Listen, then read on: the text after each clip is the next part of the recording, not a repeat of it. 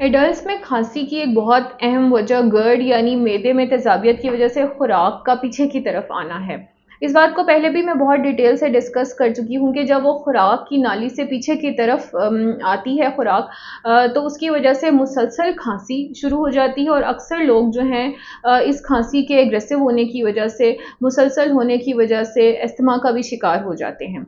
इस खांसी के होने की कुछ और वजूहात भी हो सकती हैं, जिसमें सिगरेट या निस्वार का मुसलसल इस्तेमाल या छालिया का मुसलसल इस्तेमाल भी शामिल है। इसके अलावा कुछ अद्वियात ऐसी होती हैं जिनके मुसलसल इस्तेमाल से खांसी रह सकती है। लेकिन इस खांसी को कंट्रोल करने के लिए कोशिश करें कि आप जब भी आपको खांसी हो, आप तेज़ाबियत को कंट्रोल करें। एंट एसिड्स लें, मार्केट में ईज़िली अवेलेबल हैं।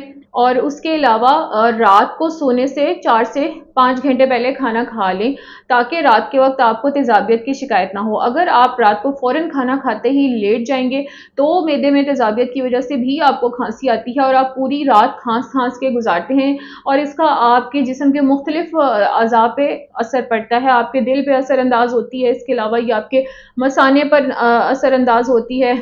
इसके अलावा ये आपके लंग्स पे असरअंदाज़ होती है। आपकी पर्सनल हाइजीन जो है वो ऑकवर्ड हो जाती है। इन मोर देन वन वेज़ ये आपकी बॉडी को डैमेज करना शुरू कर देती है। एक और बहुत ज़रूरी बात ये है कि जैसे अब खिज़ां की आमद है, तो बहुत सारे लोगों को एलर्जिक कफ़ भी शुरू हो जाती है।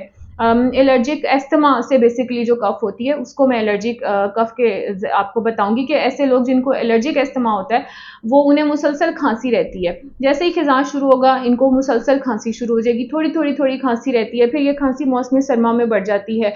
आहिस्ता-आहिस्ता ये खांसी इतनी बढ़ जाती है कि दिन-रात हर टाइम पे होती रहती है और आपकी एवरीडे लाइफ़ मुतासिर होना शुरू हो जाती है। ये एलर्जिक कफ़ है। सो जब आपको एलर्जिक कफ़ हो, तो कोशिश करें कि इसके लिए आपने मुस्निद मालिक से मशवरा करके एंटी एलर्जीज़ लेनी है।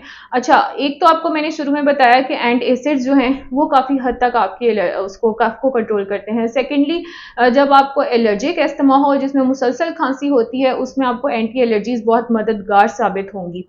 एक और बहुत ज़रूरी बात ये है कि जब भी किसी को कफ़ होती है मुसलसल, तो वो एंटासिड्स के इस्तेमाल से आहिस्ता-आहिस्ता सप्रेस हो जाती है। अगर आप उसको कफ सप्रेसेंट भी देंगे, तो भी साथ में एंटासिड लेना ना भूलें। अगर आपके घर में एंटासिड नहीं है, तो आप ठंडा दूध वक्फे-वक्फे से पी सकते हैं, वो भी एंटासिड का ही काम करता है। जब आपको मुसलसल इस तरह की खांसी रहे, तो आमतौर पे लोग क्या करते हैं, लोग ओवर द काउंटर जो है वो कफ सिरप्स पिक करते हैं और पी लेते हैं, और या फिर कफ टैबलेट्स, कफ सप्रेसेंट टैबलेट्स लेते हैं और उनका इस्तेमाल करते हैं। फार्मेसी पे गए, उनको बताया जी कि मुझे खांसी है, और बगैर किसी प्रिस्क्रिप्शन के खांसी की दवा लेके आ गए। अब मसला ये है कि आप उस वक्त खांसी को तो स्नब कर रहे हैं, लेकिन जो खांसी की वजह है उसको सप्रेस नहीं कर रहे, और वजह इसकी एक से ज़्यादा हो सकती हैं। ओल्ड एज में ये कोई एक्यूट इन्फेक्शन भी हो सकता है, कोई क्रॉनिक इन्फेक्शन भी हो सकता है। So need of the hour ये होती है कि आपने उस वक्त कफ की कॉज को आइडेंटिफाई करके उसके मुताबिक उस इन्फेक्शन को या उस वजह को ठीक करना होता है। अच्छा, इसके लिए ऑब्वियसली आपको एक कंसल्टेंट की ज़रूरत पड़ेगी, और मैं अपनी वीडियोज़ में बार-बार बताती रहती हूँ कि गूगल करके और सेल्फ मेडिकेशन की तरफ ना जाएँ। अगर आप हम बात करें कि आम खांसी के लिए घरेलू टोटके कौन से हैं, तो इसमें सबसे पहले तो कोशिश करें कि घर में भाप आप ले सकते हैं। उस भाप के अंदर आप विक्स डाल सकते हैं, और इसके अलावा आप उसी भाप में टिंचर डाल सकते हैं। ये 2 चीज़ें, इनमें से कोई एक भी आप भाप में डालें और इसकी भाप ले लें, उससे काफ़ी हद तक आपकी जो खांसी है वो कंट्रोल हो जाती है। दूसरा एक और बहुत कॉमन सा जो है घरेलू टोटका है, हर घर में मलट्ठी पड़ी हुई होती है। तो अगर आपको कफ़ है, तो मलट्ठी चूसने से काफ़ी हद तक आपकी जो कफ़ है वो इम्प्रूव हो जाती है। तीसरा, ऐसे लोग जिनको एलर्जिक कफ़ है या अस्थमैटिक कफ़ है, वो न्यूबलाइज़ होने से भी काफ़ी हद तक उनकी कफ़ सेटल हो जाती है। सो ये मल्टीपल वेज़ है। अगेन ये कॉज़ पे डिपेंड करता है कि आपकी खांसी किस वजह से हो रही है।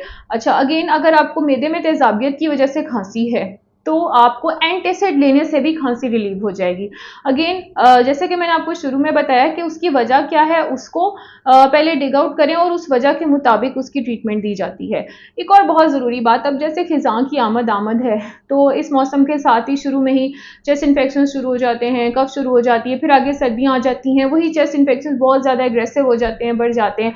तो करना ये है कि सर्दियों के शुरू में ही फ्लू वैक्सीन लगवा लें। और ये फ्लू वैक्सीन ईज़िली अवेलेबल है, बहुत ज़्यादा एक्सपेंसिव नहीं है।